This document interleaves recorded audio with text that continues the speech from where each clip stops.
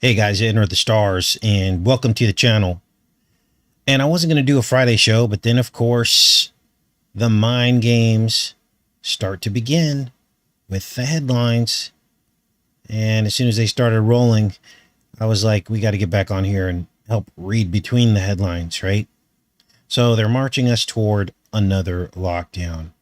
And we talked about mandates returning and all this stuff. And no sooner we talked about that yesterday, this story broke just hours after the live show, talking about mandatory masks coming back for LA County. Now, if you live in LA, Los Angeles, then this is what you're up against. Now, the interesting thing is that this is regardless of whether or not you got the sticker. So I ask, what's the point of getting the sticker if you're still going to be required to wear a mask? Let's look at LA County's sticker rates and see what's going on here. According to these statistics here, let's pull this back over here. This is the sticker rate in LA County as of 7/11/21. And as you can see, it says almost 70% of people got stickered in LA County. That is a very high rate compared to the rest of the nation. It's well above the national average. National average is about 50%. So the question is, has a high sticker rate made any impact? What we're told is the resurgence of cases. Well, I wanted to know the answer to that question. Because if you look at places like Japan, Tokyo specifically, they only have like a 30% sticker rate. And something interesting, because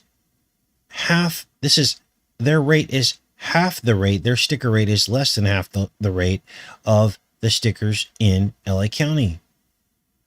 They have 50% more population, as you can see here.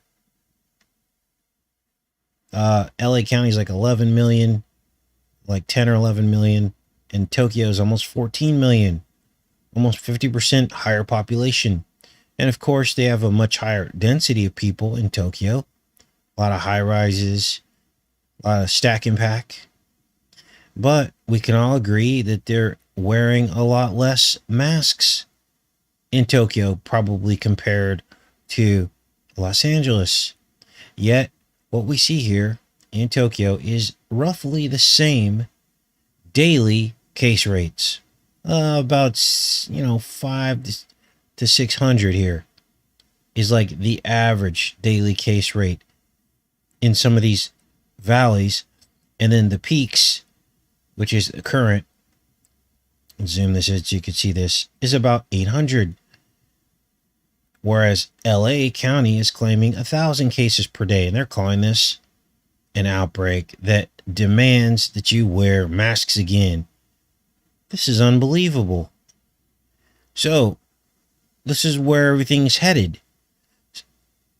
Now, I just gave to you a very reasonable case study or a string of facts that don't seem to jive with what science is telling us. We're led to believe that these stickers, whether you get them or not, is supposed to have a real high impact on whatever it is that they're testing for, right? We've been led to believe if we don't all get stickered, then this is going to happen or that's going to happen. But then when you look at these cases like Japan and Tokyo, where only like 30% of the people are stickered, you have to ask yourself, what's going on with this? So we know these mask mandates are coming. We know that those are followed by lockdowns. And the fear is only going to get worse as we merge into the fall season, which we all know is the flu season. New York will probably follow LA and then the rest of the country. So what can you do to prepare? Well, think back about the last lockdowns and things that you were not prepared for. Think about things that can make your life easier. if this comes up again. Whatever lessons that you learned from the last lockdown should be a clue to the next one. You might have to start ordering food for delivery again, or your travel plans might getting taken aback. Like if you're planning on traveling in the fall, just know that there are likelihood that your flights can either be canceled, moved around, or restricted completely. They might even come harder at us than they did the first time. It's going to be hard for them to justify it, but they're trying to basically reimagine the spamdemic in a Spamdemic 2.0 going into the fall. And the way they're going to do this, even though the numbers are probably going to be far lower than the first go around, they're just going to focus on percentage of change instead of actual numbers. They're going to play with the statistics a bit to make it seem like it's right around the corner and that you need to be careful and you need to go out and get a sticker. I even expect they're probably going to push for some sort of sticker passport. Now, understand that when I mention these things, even if they don't happen right away, it's usually because they're trying to gauge the public sentiment and backlash first. But they have gradualism on their side. They just wait and they slowly tick the knob one tick at a time until you don't even know what's happening. And then we look back in time and everybody forgot that we said that this would probably happen or that would probably happen. And that's the way they want it. Okay. Now, here's what's a little bit more about what's going on in Japan. It says, with fans barred from the Olympics, question looms, why doesn't Japan have more stickers? At a time when sports are returning to normalcy across the globe, Olympics remain a jury exception. Tokyo Games are caught between the mostly unstickered Japanese public's concerns on one side and politicians who have invested too much in these Olympics to cancel them on the other. Organizers last Thursday announced that the events in Tokyo and most outlying cities will occur without fans. Seiko Hashimoto, president of the Tokyo Organizing Committee, called it a sorry message, but insisted in order to prevent the spread, this was the only choice available to us. So, this is what's going on in Tokyo. It says here, mass stickers slowed the spread of the virus this spring in the U.S. and Europe. About only 3% of Japanese citizens had received even one dose by mid-May. And it says here a little over 30% of Japan is now partially stickered. It doesn't really say how much are fully stickered. So they have much lower rates, but yet I just showed you a graph showing their rates of new cases, and it doesn't seem to be any worse. In fact, it's a little bit better than places with much higher sticker rates. So where's the science? Where are the scientists going? Why isn't this happening? You'd think these people would want to be interested in why, so that they could maybe help solve this, right? That's what I would think anyway. So stories like this next one are why people are hesitant.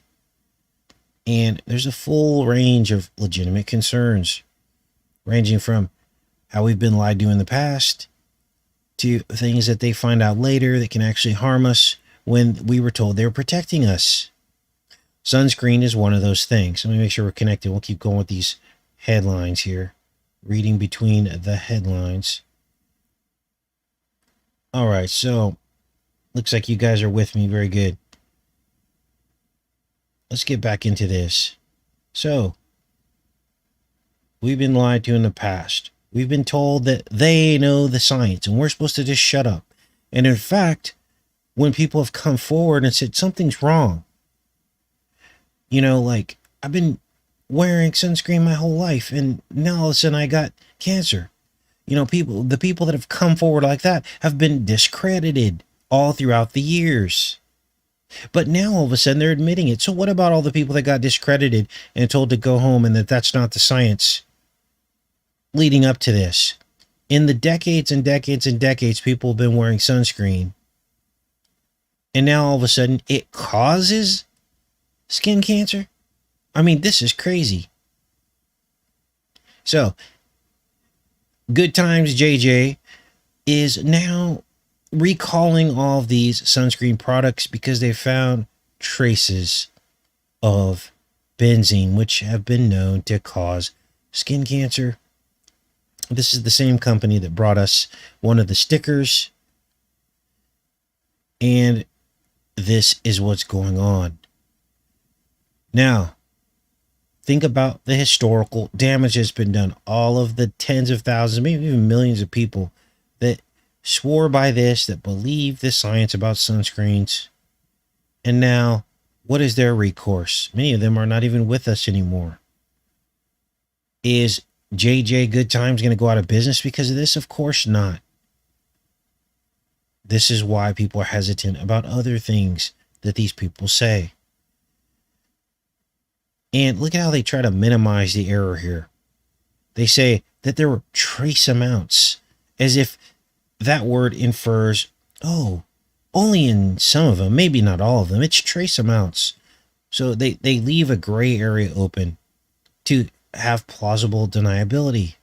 Now, many of you will remember that just a couple weeks ago, they had talked about, they ran like a story talking about how these sunscreens have benzene and were causing skin cancer. And then basically Good Times JJ is now taking action on this by recalling these. Let's read a little bit of this article.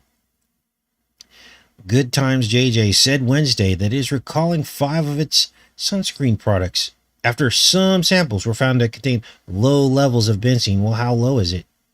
Any level is probably going to increase your risk of cancer. A chemical that can cause cancer with repeated exposure. That would be all summer long.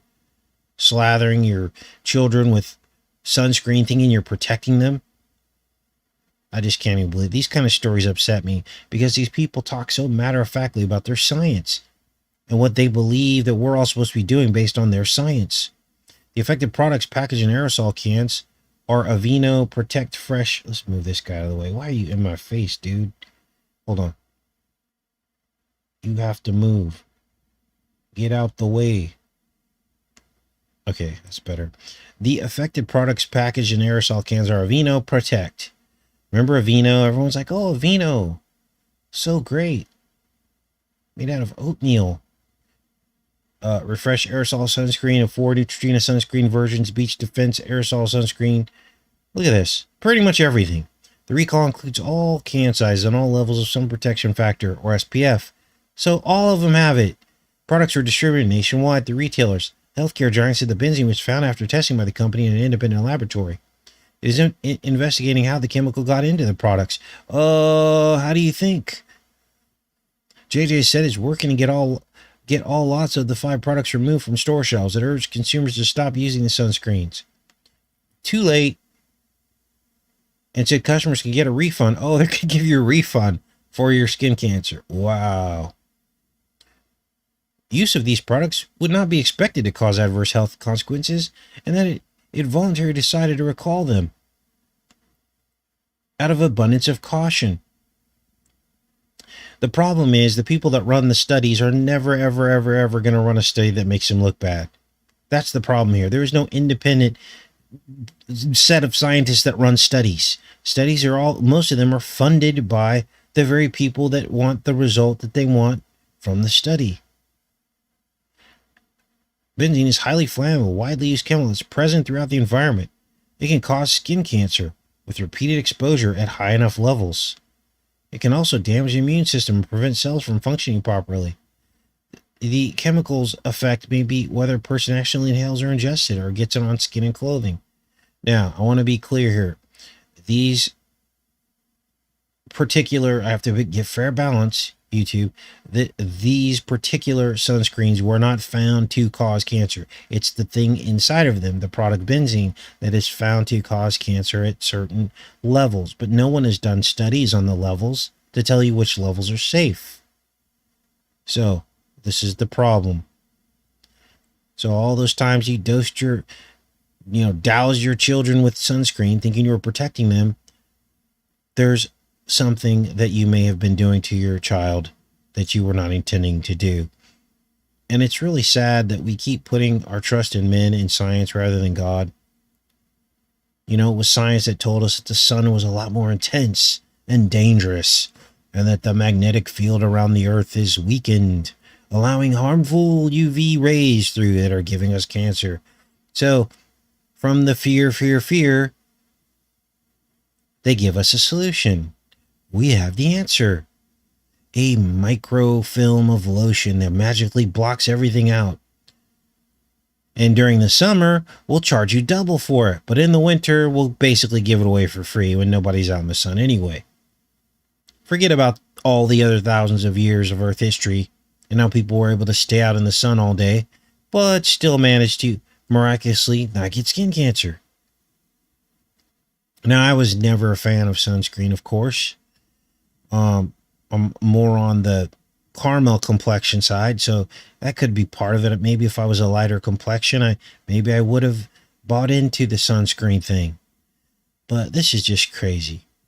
So now you know why some people are skeptical about products and things that come to market, and rightfully so. They should have the right to be skeptical.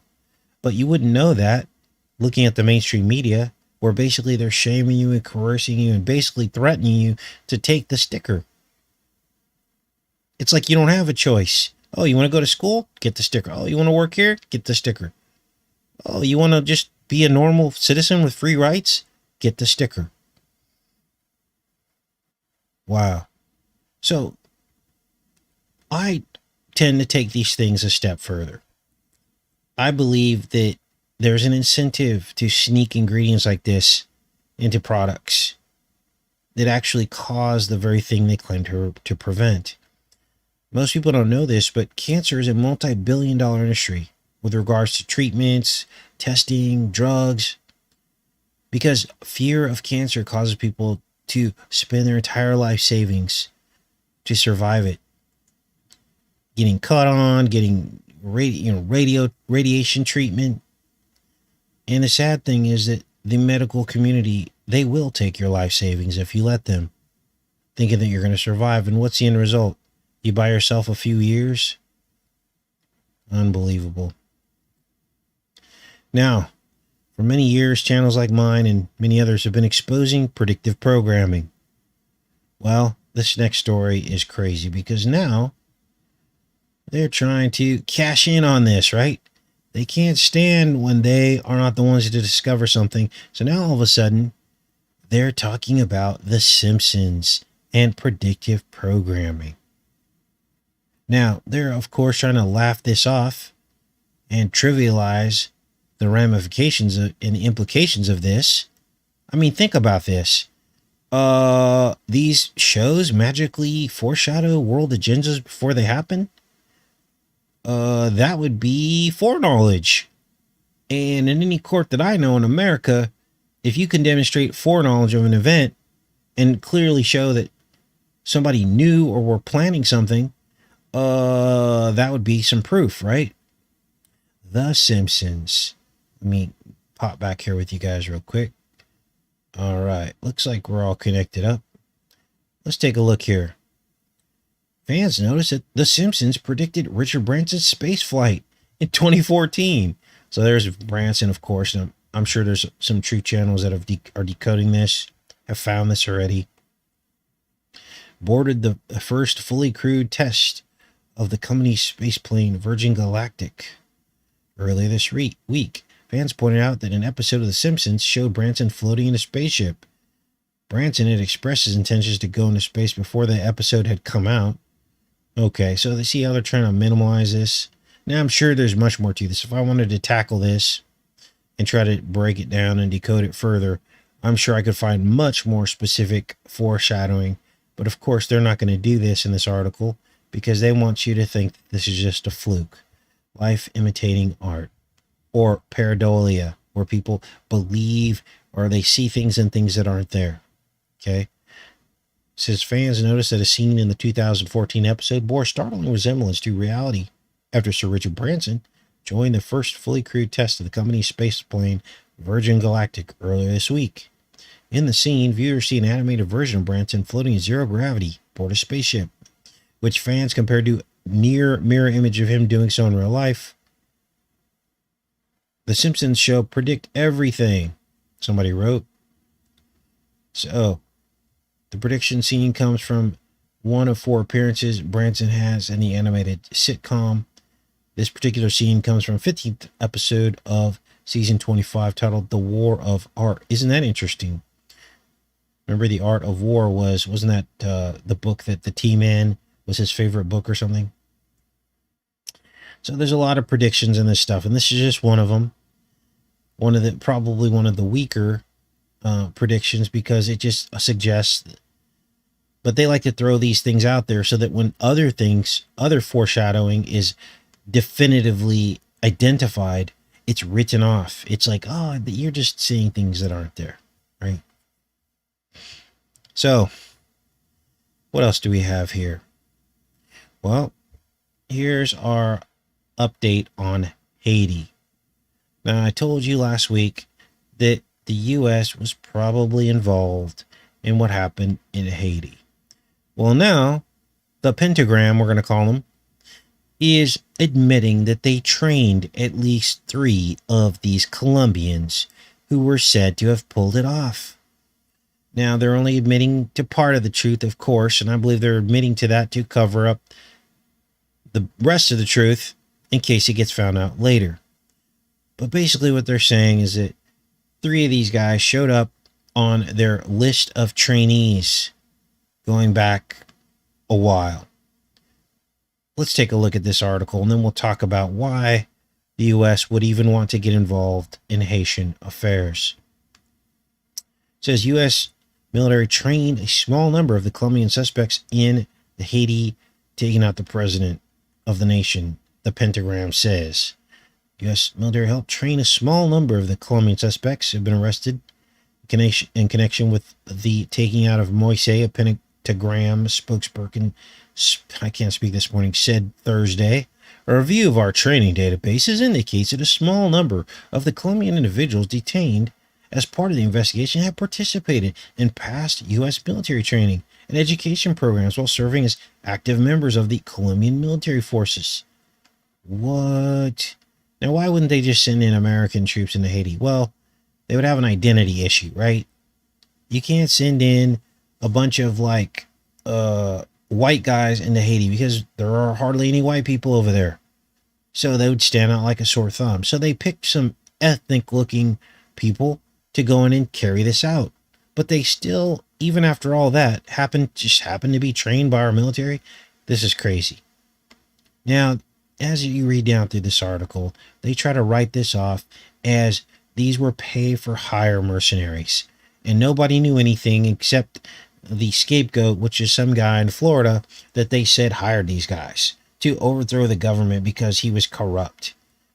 I don't buy the story. I think it's a cover story, and I'll tell you why in a minute. But this is what they're saying. Commander of the Colombian Armed Forces said that the 13 Colombians left the military between 2018 and 2020.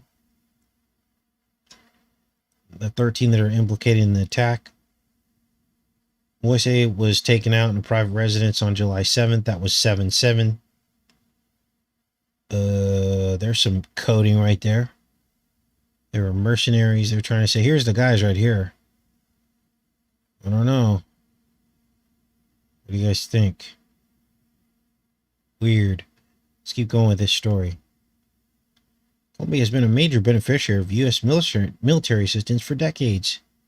Washington spends millions of dollars annually to train and equip the country's armed forces. Why are we involved in Colombia's business and Haiti, for that matter? The U.S. funds have gone to helping the military stamp out Colombia's drug trade. Why do we care?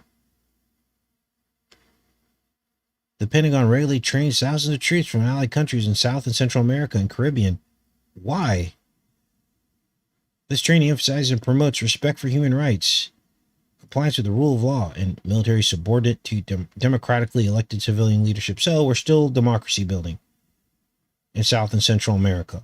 Where has that gotten us? But some critics have taken issue with the U.S. role in training foreign militaries that go on to engage in human rights abuses. Here's the crazy thing. Didn't we learn our lesson with Reagan and the Contra affair and all that? Now all of a sudden this is just what we do. Apparently. And everyone just deals with it. So they're trying to say here that these guys were just mercenaries, that somebody paid them and now they're going to have to be held accountable. I don't buy it. I don't buy it at all. So, of course, the Bo Jiven administration sent a team of U.S. law enforcement officials to Haiti on Sunday, and the FBI has said it is assisting Haitian officials in the investigation. Of course, they're going to be there. The thing is why would Bo Jiven even send people over there? Doesn't make any sense to me. Now, let's talk a little bit about why the U.S. would want to get involved in Haitian affairs. And I can name a lot of reasons. Remember all that money that went missing when the Clintons were supposed to help the Haitian people build like a port? Last I checked, the people in Haiti still live in shanty towns with very little new infrastructure. The whole thing was a scam. Now, the new president that they just took out, he's only been in power since 2017. And so far, no stickers have made it to Haitian shores. Yet, look at the statistics here of cases in Haiti. This is the entire country of Haiti right here. And look at this. Daily cases down less than 100 on average per day. Same amount of people in LA County.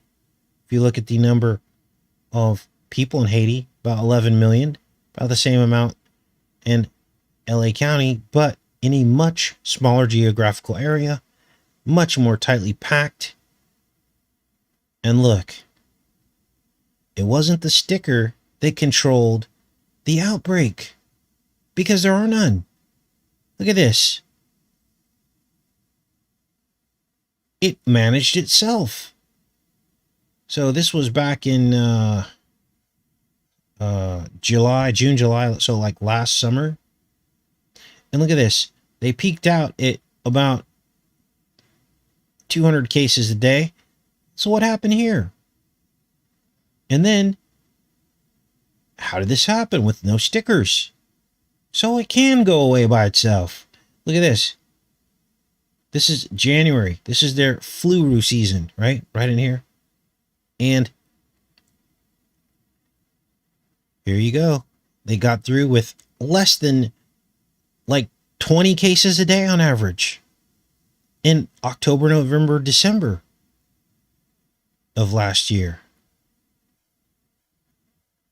Now, what is going on here? How does a virus that we're told is so contagious happen to magically control itself with peaks and valleys, independent from any stickers coming into the country? What could be causing this? There's a word called immune the city. Just a question. Natural immune the city. Now, this is a country, remember, with some of the worst sanitation, the highest population density. They got the worst hygiene in terms of their living conditions in the entire world.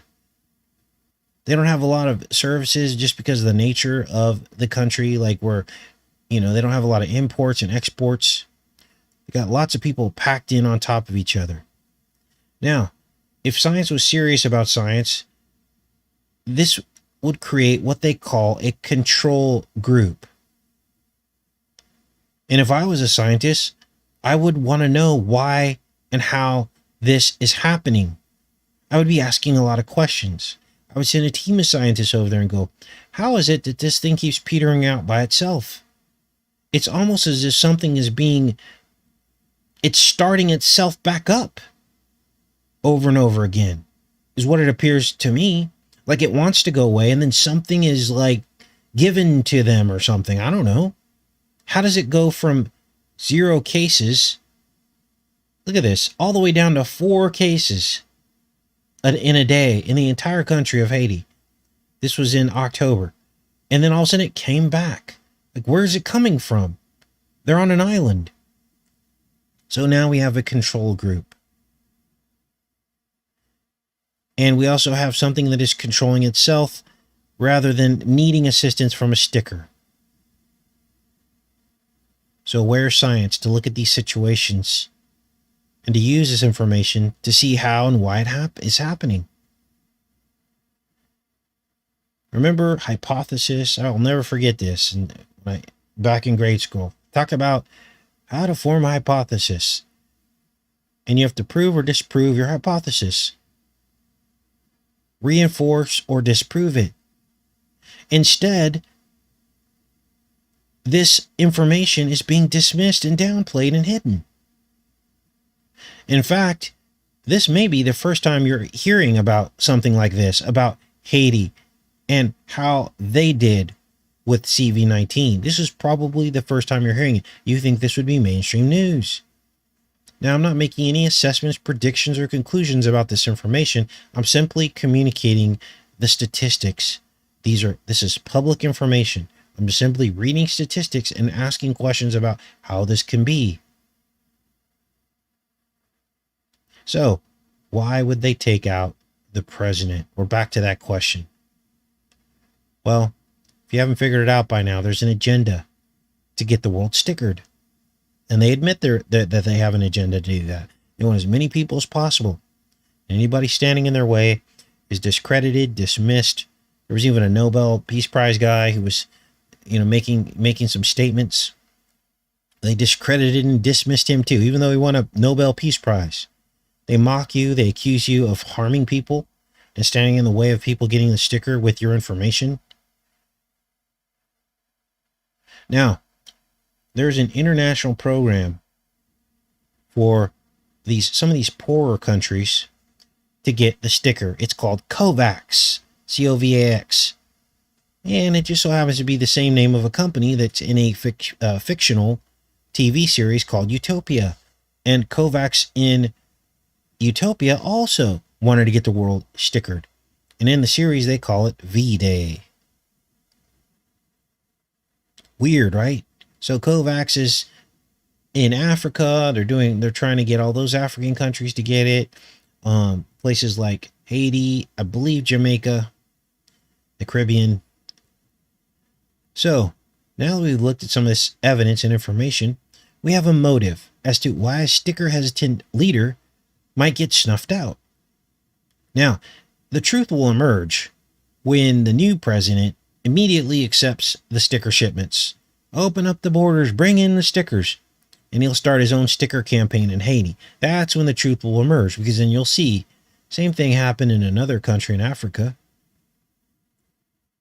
Now, if you don't think we had anything to do with what was going on in Haiti, understand that it already happened.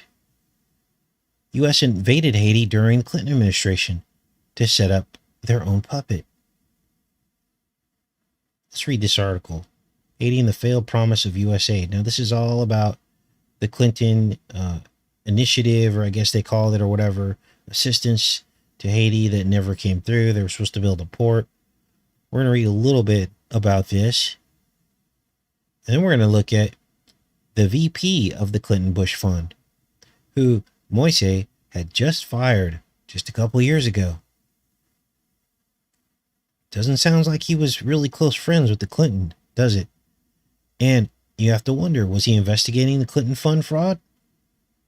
Maybe he was, and that's why he fired the VP, Clinton's inside man. It's hard to say, but why would he fire this guy? Especially after initially he had asked him to stay on a few years earlier. And this is why we have to read between the headlines as to what's going on with this. Let's read through some of this article here. After an earthquake struck in 2010, the U.S. pledged to help rebuild the Caribbean country. A decade later, nothing better symbolizes the failure of these efforts than the story of a new port that was promised but never built. When Billary traveled to the Caribbean in nation of Haiti as newlyweds, they were enchanted. Bill recently launched the race for Congress back in Arkansas, but by the time they returned to the U.S., he had his mind set to running for Arkansas State Attorney General. Over the next several decades, they became increasingly involved in Haiti, working to reshape the country in profound ways. As president, Bill lobbied for sweeping changes in the agricultural sector that significantly increased the country's dependence on American food crops. In 1994, 3 years after a military coup, in Haiti, Bill ordered the U.S. invasion that overthrew the junta and restored the country's democratic elected president to power. So we got our nose in Haiti too.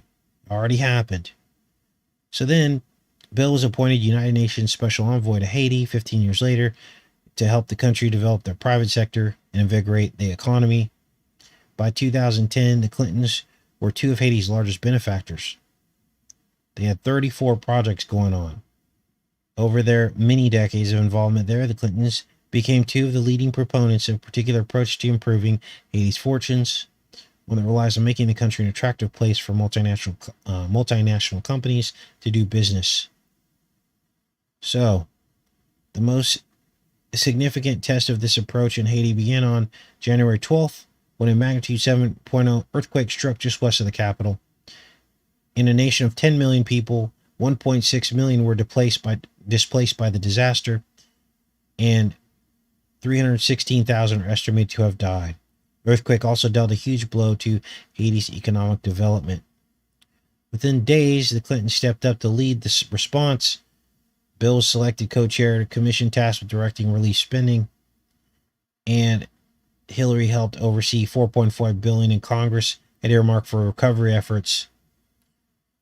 So they were supposed to help rebuild Haiti, and I think a lot of people were excited about this. Can you imagine a Haiti with new housing developments and businesses and all these things? But of course, there was no greater embodiment of the neoliberal approach to aid in Haiti than the U.S.'s largest post-earthquake project, 300 million, 600-acre industrial park called Caracol on the nation's northern coast. To make the park more attractive, the U.S. also agreed to finance a power plant and a new port through which firms operating at Caracol could ship in materials such as cotton and ship out finished materials including t-shirts and jeans. They believed the project would attract international manufacturers to help Haiti's economy. 10 years later, the industrial park is widely considered to have failed to deliver the economic transformation, but less attention has been paid to the fate of the port. Last year, after sinking tens of millions of dollars in the port project, the U.S. abandoned it. The port is now one of the final failures of an American post-earthquake plan. Where did all that money go? Here's the question. Where did all the money go? Now, a lot of people want to do the blame game, right? Here's what happened after the earthquake. This is what it looked like. This was their port. Shipping containers floating in the water. And of course, they're going to try to write this off as right versus left. But at the end of the day, there was all this money that just went missing. I think there's some more pictures in there I wanted to show you guys. Look, there he is.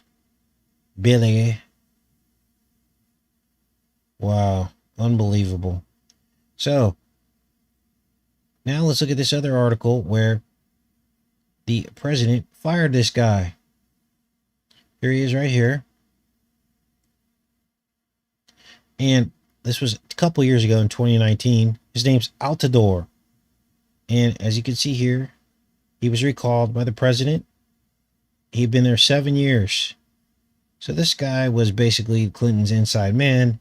He was actually hired on as the vice president to the Clinton-Bush Haiti Fund, as you can see here. He's a former advisor, so I'm sure he still had ties to the Clintons at this point. He was their guy, right? Vice president of the Clinton-Bush Haiti Fund. He came into the ambassador's role with no public diplomacy experience during. So why didn't we say fire him? That is the question. Now, the article doesn't say here why he fired him. I'll put links to all this. You guys can see this with your own eyes and maybe research it a little bit more, but there may be a connection here. So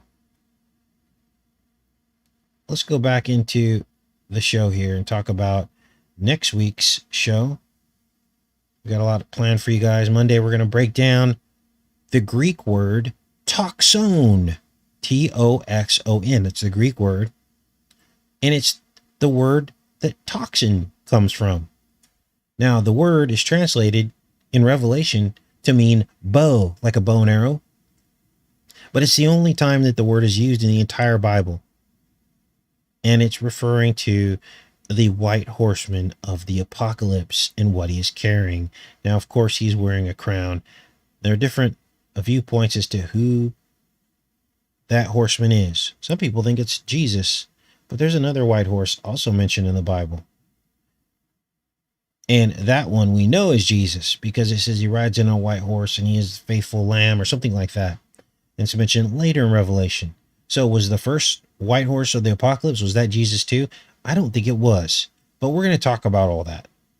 I think it's actually the Antichrist. And if he's got a crown on his head and he's carrying toxone, what could this mean? That's what we're going to talk about on Monday. And then on Tuesday, we're going to try to tackle this Canadian unmarked resting places of hundreds of children. We'll try to get into that. I don't know what we're going to find yet. I just started to pull it up. So many of you have sent me information on it. I was shocked. It wasn't just one location. It's multiple locations. I think we're up to 10 so far. And thanks, Carolyn. That's what I was... Carolyn says the first four horsemen is the false Christ. That's what I was thinking. But there are some religions that actually teach that that's Jesus. I'm like, what? So we'll dig into that. I'm not going to make any assumptions. I'm just going to present the information. And then we can look at that. Because the Bible likes to show juxtaposition. So it'll show one version and then it'll show the bad version. So I believe the first white horse is the Antichrist. But we'll take a look at all the evidence. And let me go in the chat here with you guys. Now, we all know that a crown is a corona, and we all know what a toxin is. So I think that's the inference here. We'll break it all down and figure it all out on Tuesday. That's actually Monday. All right. Cuba's in chaos. Yeah. I know there was a lot of unrest in Cuba before all this went down, and everyone was asking Moise to step down, but maybe that's what, maybe that they just framed it that way. The U.S. always likes to frame it as, oh, democracy is failing. We have to intervene. The elections, this person's a dictator. They're not stepping down even though everyone's telling them to. You see, they've done this. This is their playbook. How many times have they done this? Oh, we have to preserve democracy. We got to intervene. How many times are we going to fall for it? Fool me once. Shame on you. Fool me once. Fool me again. Shame on... I don't know. Right? So...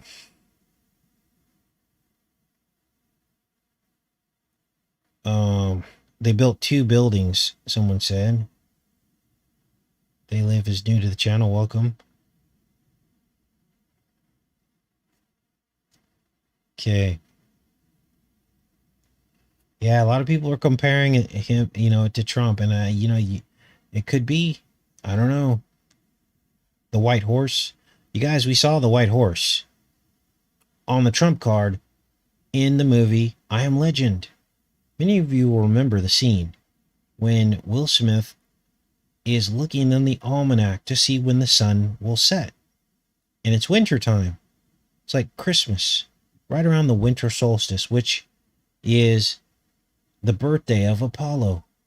He opens up the almanac and he uses as a placeholder a trump card or a joker, but there's a white horse on it.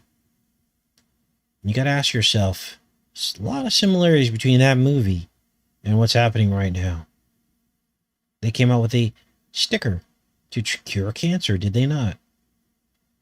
And then it ended up causing the zombie apocalypse. So,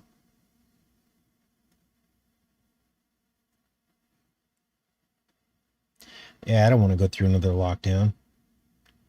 Yeah, we're getting really close to 100,000 subscribers, but we've been here for 9 months now.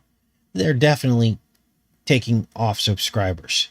There's no way we could be doing videos every single day with 1,000 people watching every single day for the past year and almost 2 years and be stuck at under 100,000 subscribers. So, YouTube games, whatever.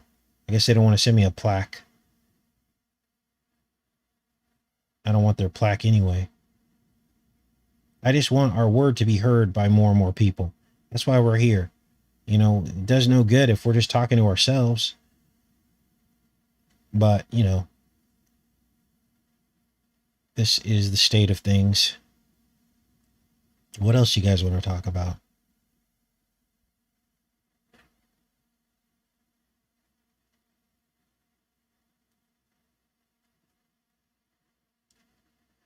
Oh, yeah, people are behaving zombie-ish. I agree. Man, it's like they're not even thinking anymore. They've just given up and given in. And if you trigger them, they definitely start acting like zombies. I just pretty much stay away from most people. I don't talk to them about politics. Typically don't talk to them even about my channel. Because you get all kinds of criticisms. But I'm very fortunate to have all of you. And for all of us to have each other. All right, everybody. Hope you enjoyed today's program or show. I shouldn't call it a program. That's kind of a negative word. I'm not trying to program you guys. I'm just trying to help us read between the lines. But I don't even like to call it a show. I guess we call it a gathering. Well, that sounds kind of cultish.